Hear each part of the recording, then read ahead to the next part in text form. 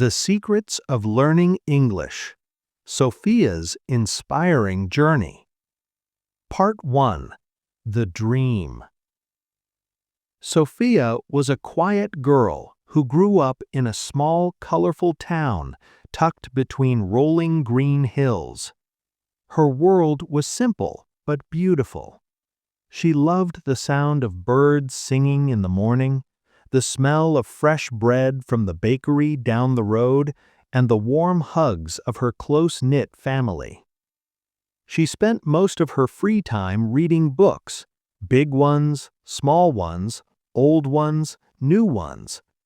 But almost every book she loved was written in her native language.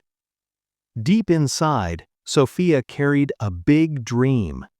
She wanted to travel the world, meet people from different places, and understand different cultures. There was just one thing standing in her way. She could not speak English. In her town, English was almost never heard. It felt like a faraway language, something only special people could learn. Sofia often thought to herself, maybe it's not for someone like me. Then, one quiet Saturday afternoon, everything changed. Sofia was helping her mother sort through old boxes stored under the stairs. Hidden behind a pile of dusty photo albums, she found a small, worn-out book. The cover read, "The Real Secret to Learning English." She blew the dust off the cover and opened it slowly. Inside, she found pages filled with stories, tips, and simple exercises. The book said that anyone, yes, anyone, could learn English. Not just smart people, not just young people, anyone. All it took was the right approach and a genuine desire to try. Sofia smiled to herself. She decided right then, that night, she was going to start. Part 2. The First Small Steps. The first chapter of the book talked about motivation. It said you must connect the language to something you already love. For Sofia, that was easy. She was absolutely crazy about music. So she started with English songs. She picked her favorite upbeat songs and listened to them over and over. She wrote down the words she didn't understand and looked them up one by one. It was slow at first, but it was also fun. Very fun. Within a few weeks, Sofia was humming English melodies while doing her chores. She started a small notebook, her personal dictionary. Every new word she learned went in there with a simple sentence to help her remember it. Then came the big step. The book said she needed someone to practice speaking with. Sofia thought of a woman named Mrs. Clara who lived just a few houses away. Mrs. Clara had taught English at the local school for many years before she retired. She was kind, patient, and always had fresh cookies on the table. Sofia knocked on her door one evening, heart beating fast. "Mrs. Clara," she said shyly, "could you help me learn English?" Mrs. Clara's face lit up immediately. "I thought you'd never ask," she said with a warm laugh. They began meeting twice a week at Mrs. Clara's cozy living room. At first, Sofia stumbled over her words. She felt embarrassed and laughed at herself often. But Mrs. Clara never rushed her. They talked about small, everyday things, the weather, what they had for lunch, their favorite colors. Slowly, Sofia began to feel less scared and more confident. Part 3. Surrounding herself with the language. The book had a chapter called Immersion. It said to truly learn a language, you need to surround yourself with it every single day. Sofia took this advice very seriously. She changed her phone language to English. She started watching English TV shows with subtitles on. Her favorite was a funny show about a group of friends living in a busy city. She laughed at their jokes, rewound the scenes she didn't understand, and slowly began recognizing more and more words. She also found an online community of English learners from around the world. She joined a friendly group where people from many different countries practiced together. She made two friends quickly, a cheerful girl named Lily from New Zealand and a funny boy named Arjun from India. They chatted every week, helped each other with mistakes, and shared stories about their lives. For Sophia, this was the moment English stopped feeling like a school subject. It started feeling like a door to a whole new world of people and ideas. Part 4. When it gets hard. Sophia's journey was not always easy. There were days she felt completely stuck. Grammar was her biggest enemy. Tenses confused her. Prepositions made her head spin. She would write a sentence and then stare at it, wondering if it even made sense. The book had a chapter just for moments like these. It said, "When you feel overwhelmed, stop, rest, come back with fresh eyes." It reminded learners that making mistakes is not failure. Mistakes are how the brain learns. Every wrong sentence teaches you something a correct one never could. So whenever Sophia felt frustrated, she stepped away. She went for a walk. She listened to music. She sat in the garden and did nothing for a while. Then she came back, and things always felt a little clearer. Mrs. Clara gave her a special challenge one afternoon. "Write me a short story in English," she said. "Any story, just let it come from your heart." Sophia was nervous, but she sat down that evening with her notebook and began writing about a young girl who traveled the world making friends everywhere she went. It wasn't perfect, there were many mistakes, but when Mrs. Clara read it, her eyes went soft. "Sophia," she said quietly, "this is beautiful. Keep writing." Those 3 words changed something in Sophia forever. Part 5. Discovering a hidden passion. As Sophia's English improved, she started exploring things she never had before. She joined an online book club where members read English novels and discussed them together. Her first book was a classic adventure story. It was challenging, but the feeling of finishing it, of truly understanding it, was like nothing she had ever felt. She started watching English documentaries too. Nature, science, history, art. Every topic fascinated her. She felt like the world was getting bigger every single day. Then, one afternoon, she saw an announcement at her local community center. They were looking for young writers to submit short stories for a chance to be published. Sophia read the notice 3 times. Her hands trembled a little. Then she smiled and said to herself, "I'm going to try." She spent 3 whole weeks on that story. It was about a girl who found a magical book that transported her to different worlds, each world teaching her a lesson she needed to learn. Sound familiar? When the results came out, Sophia could barely breathe as she read the list. Her name was at the top. First place. Her story was going to be published. She was going to read it on stage. Standing at that microphone, voice steady, words clear, Sophia felt something shift deep inside her. She had not just learned a language, she had found her voice. Part 6. Giving Back. Sofia's story spread around her town quickly. People were inspired. They started asking her, "How did you do it? Can you teach me?" Sofia decided to open a small learning group at the local library.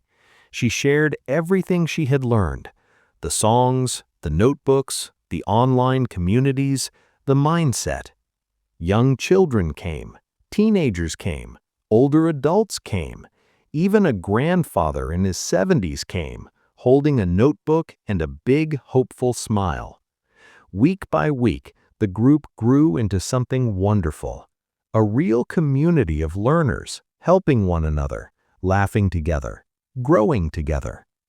Sofia kept writing too. She started a blog where she shared her tips and personal stories. People from dozens of countries started reading it. She received messages from learners in the Philippines, Nigeria, Brazil, Germany, and beyond, all of them saying the same thing: "Your story gave me hope." Part 7. A new door opens. One morning, Sofia opened her email and stopped breathing for a second. A message from a well-known international language learning organization. They had read her blog.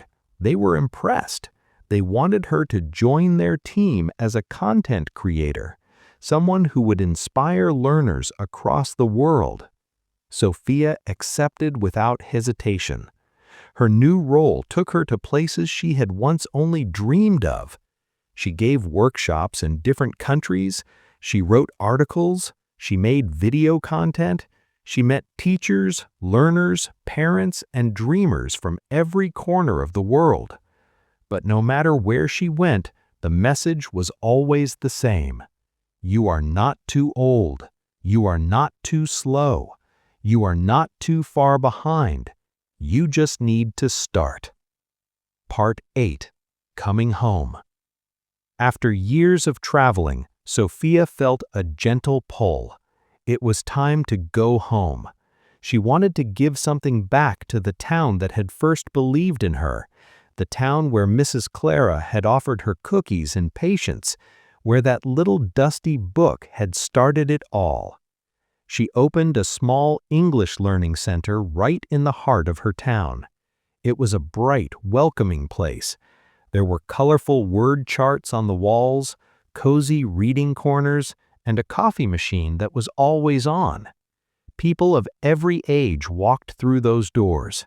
Children just starting out, adults rebuilding their confidence, grandparents wanting to connect with a wider world. Sofia was no longer just a learner, she was a guide. And she still remembered every word of that first sentence she had ever spoken out loud in English, stumbling and nervous in Mrs. Clara's living room. Part 9. The Power of Daily Habits. One of the most important things Sofia ever learned was this: small efforts done every day matter more than big efforts done once in a while. Every morning she spent just 15 minutes reading something in English. During breakfast, she listened to a short podcast. Throughout the day, she tried to think in English, narrating small moments in her head. In the evening, she watched one episode of an English show and noted new words. None of these things took a lot of time, but together they built something enormous, like drops of water slowly filling a giant jar. She encouraged everyone at her center to build their own small daily habits. Not a huge routine, just a little English every single day, no matter what. Part 10. Memory Tricks That Actually Work. Sofia used to struggle badly with remembering new vocabulary. Then she discovered something that changed everything: memory tricks, also called mnemonics. Instead of trying to memorize a word through repetition alone, she attached a funny or vivid picture to it in her mind. For example, The word catastrophe, which means a terrible disaster, she imagined a cat sitting inside a tropical storm, looking absolutely furious. Every time she heard the word, that silly image popped into her head, and the meaning came with it. She taught this trick to her students. They had so much fun coming up with their own crazy associations. The laughter alone seemed to make the words stick. Learning felt like a game instead of a chore. Part 11. Talking to real people. Sophia learned early on that reading and listening were not enough. She had to speak, out loud, with real people. This was the part that scared her the most, and also the part that helped her grow the fastest. She joined language exchange programs where she was paired with native English speakers who wanted to learn her language.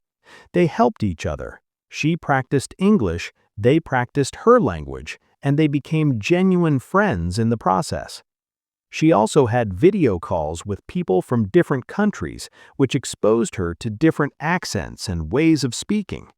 Yes, she made mistakes. Yes, some conversations were awkward, but every single one made her better. Part 13. The shadowing method. One of the most powerful techniques Sophia discovered was called shadowing.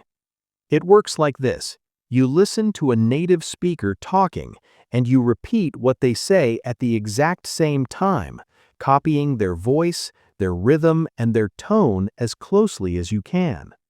She would play English speeches, interviews, or news segments, and shadow the speaker line by line. She paid attention to where they paused, how they stressed certain words, how their voice rose and fell naturally. Her pronunciation improved faster with this one technique than with almost anything else. She introduced shadowing at her learning center, and her students loved it. At first, it felt silly, but the results were undeniable. Part 14. The Language Journal. Sophia kept a journal throughout her learning journey, but this was not an ordinary diary. It was a language journal. A place where she collected new words, interesting phrases, grammar rules that confused her, and her own thoughts and questions about the language. Looking back at old entries, she could see exactly how far she had come. The early pages were full of basic words and simple sentences. Later pages had complex ideas and confident writing. The journal became proof, real physical proof that she was growing. She encouraged every student at her center to keep one. Some decorated theirs with drawings and stickers. Others filled them with song lyrics and quotes, whatever made it personal, whatever made them want to open it every day. Part 14. Learning through stories. Sophia believed deeply in the power of storytelling. Stories are how human beings have always shared knowledge, emotions, and wisdom. And for language learning, they are almost magical. At her center, students would take turns telling short stories in English. They could use a prompt, a picture, or just their imagination. There was no judgment, only encouragement. What happened in those storytelling sessions was remarkable. Students who had been too shy to say a single sentence were suddenly talking for 5 minutes straight, lost in their own story. Language, Sophia realized, flows naturally when it is attached to something meaningful. Part 15. Patience is not weakness, it is strength. There were many days when Sophia wanted to give up. Days when she felt like she was going in circles. Days when she compared herself to others and felt far behind. Days when a word she had learned a dozen times simply refused to stay in her head. But she kept returning to one idea from the book she had found all those years ago. Setbacks are not signs that you are failing. They are signs that you are learning. She celebrated small victories. She was kind to herself. She kept going. She passed this mindset on to every single student who walked through her door. Be patient with yourself, she would say. The language is not rushing. Neither should you. Part 16. Play your way to fluency. Sofia discovered that joy is one of the most powerful learning tools of all. So she brought play into everything.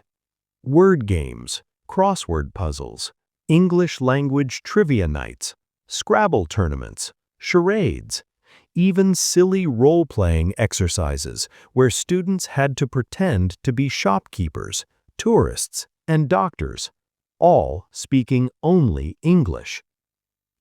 Laughter filled the room during those sessions, and somehow the words learned while laughing were the ones that stuck the longest. Part 17. Using technology the smart way. As technology grew, Sofia embraced every useful tool she could find. Language apps offered bite-sized lessons she could do on her phone during a spare 5 minutes. Flashcard apps tested her vocabulary. Online platforms connected her to tutors and language partners from around the world. She even experimented with virtual reality experiences, where she could practice English conversations in simulated real-world environments, ordering food in a virtual cafe, asking for directions in a virtual city. It felt strange at first, but it worked. Immersion, even virtual immersion, trains the brain in powerful ways. Part 18. Mistakes are your teachers. Sofia made one rule at her learning center that she never broke. In this room, mistakes are welcome. She said it out loud on the very first day of every new group. She said it again and again. Because she remembered what it felt like to be ashamed of her errors. She remembered holding back words she wanted to say because she was afraid they might come out wrong. That silence cost her months of progress. The moment she stopped being afraid of mistakes, she started improving at double the speed. She taught her students to analyze their errors instead of hiding from them. Why did I get this wrong? What is the rule I missed? How can I remember it better next time? These questions turned every mistake into a lesson. Part 19. You cannot do it alone, and you do not have to. Sofia never forgot the role that other people played in her journey. Mrs. Clara with her patience and cookies, Lily and Arjun with their online chats and laughter. Her family who encouraged her even when they did not fully understand what she was going through. None of us learn alone. At her center, she built a community where students cheered each other on. They celebrated each other's small wins. They stayed after class to help those who were struggling. They formed friendships that went far beyond English lessons. Because that is what language really does in the end. It connects us to each other. Part 20. Set goals, track progress, stay motivated. Sofia was always very intentional about her goals. She did not just say, "I want to learn English." She said, "This week I will learn 15 new words about food. By next month, I will be able to have a 5-minute conversation about my daily routine." Small, specific, achievable goals. She tracked her progress in her journal. She crossed things off her checklist. She noticed when she could do something she could not do before. And each small victory kept her motivated to go after the next one. She taught this same approach to every student she worked with.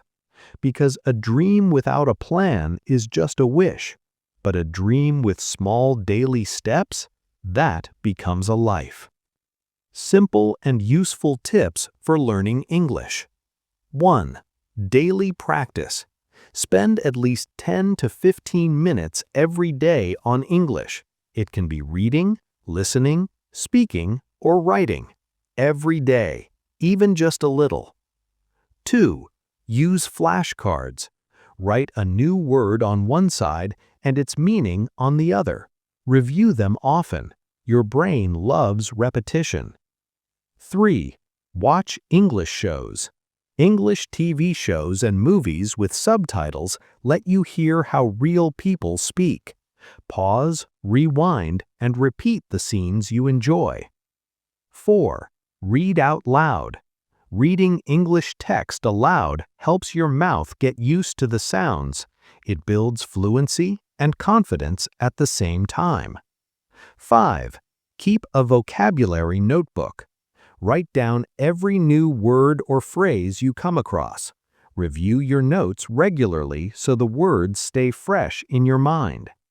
6. Practice speaking. Find a language partner, join a conversation group, or even just talk to yourself in English. Speaking practice cannot be replaced by anything else. 7. Listen to English music. Songs are full of natural language, rhythm, and emotion. Sing along, look up the lyrics, enjoy the process. 8. Learn common phrases first. Start with everyday expressions that you can actually use right away. This builds your confidence quickly. 9. Use language apps. There are many free and easy apps that make learning English feel like a game. Use them on the bus, during lunch, or before bed. 10. Set small goals. Learning 5 new words this week is a real goal. Getting better at English is too vague. Be specific and celebrate every win. 11. Join English communities. Online groups and forums are full of people just like you, practicing together, helping each other, and making progress every day. 12. Ask for help. Do not be afraid to ask questions. Native speakers are usually happy to explain. Asking for help is a sign of strength, not weakness. 13. Review regularly. Go back over what you have already learned. Repetition is how long-term memory works. Review yesterday's words, last week's notes, last month's lessons. 14. Immerse yourself. Surround yourself with English as much as possible. Change your phone settings. Label things in your home with their English names. Make English part of your daily environment. 15. Be patient. Learning a language is one of the most incredible things a human being can do. It takes time, it takes effort, it takes heart, but it is absolutely worth it. Every single step forward is something to be proud of. The journey continues.